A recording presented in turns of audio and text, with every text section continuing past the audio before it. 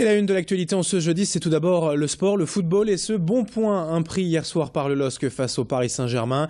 Les Dogs accueillaient en effet le deuxième du championnat à domicile, l'épouvantail parisien et toutes ses stars.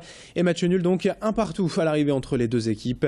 Les joueurs lillois ont retrouvé de l'envie, de la combativité. Hier, ils ont profité aussi d'un peu de réussite et du manque de réalisme des attaquants en parisien.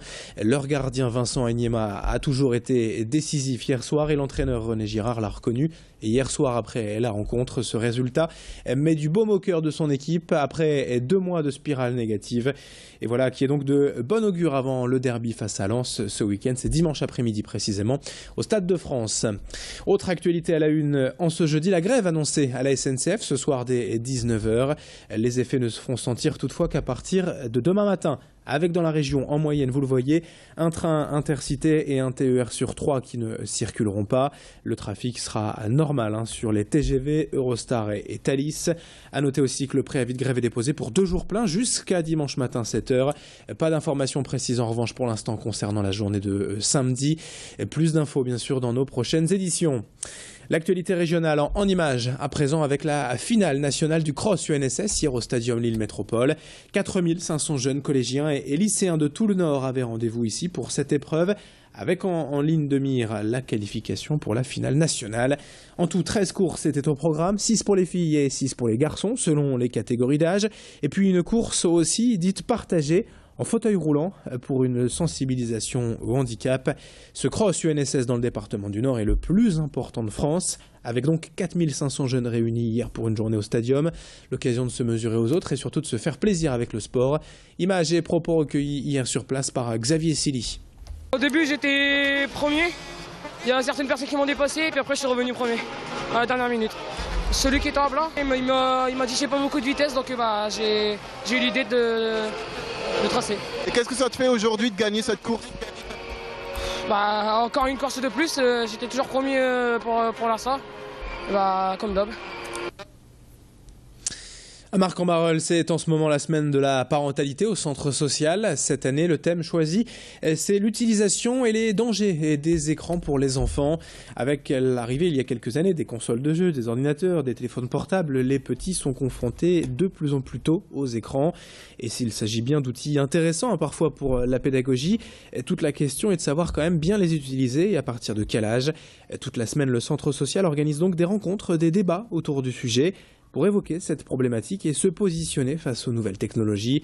Alors, pour le savoir, la règle de base, c'est le 3, 6, 9, 12. Pas d'écran avant 3 ans, pas de console avant 6. Internet, c'est après 9 ans et les réseaux sociaux à 12. Une règle pas forcément évidente à respecter pour tout le monde, mais c'est pour le bien de l'enfant. Explication au micro de Fanny Bourdillon. La difficulté, c'est qu'on ne connaît pas forcément toujours les limites de l'utilisation des écrans.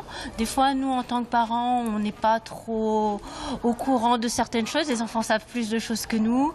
Donc, c'est surtout, des fois, on se pose des questions. Est-ce que c'est bien de faire ci? Est-ce que c'est bien de faire ça? Donc, j'invite toutes les familles à venir qui seront intéressées par le sujet, qui ont des questions, qui n'arrivent pas.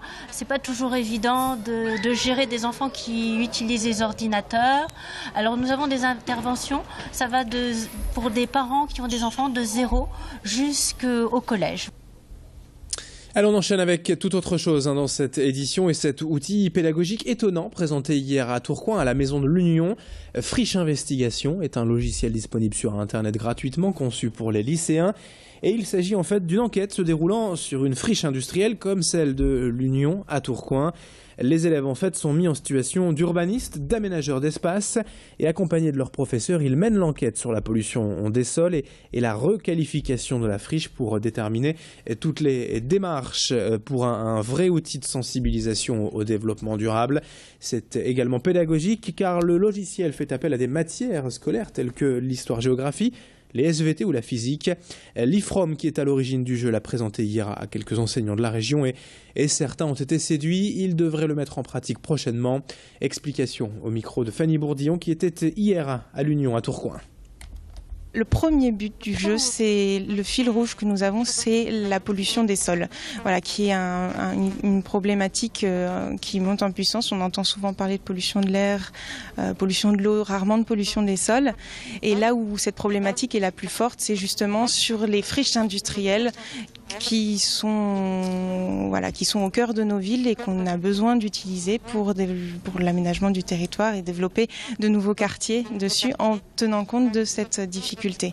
L'idée, donc, c'est de leur faire prendre conscience de cette problématique. Et puis pour finir ce journal sur Grand Lille TV ce matin, une question car votre avis nous intéresse, puisque les Vélil sont en danger, en tout cas très peu utilisés à Roubaix, Tourcoing et Wattrelos. Êtes-vous vous-même utilisateur du Vélil? Voyez, vous pouvez nous répondre A, B, C ou D, oui, souvent, occasionnellement, très rarement ou non.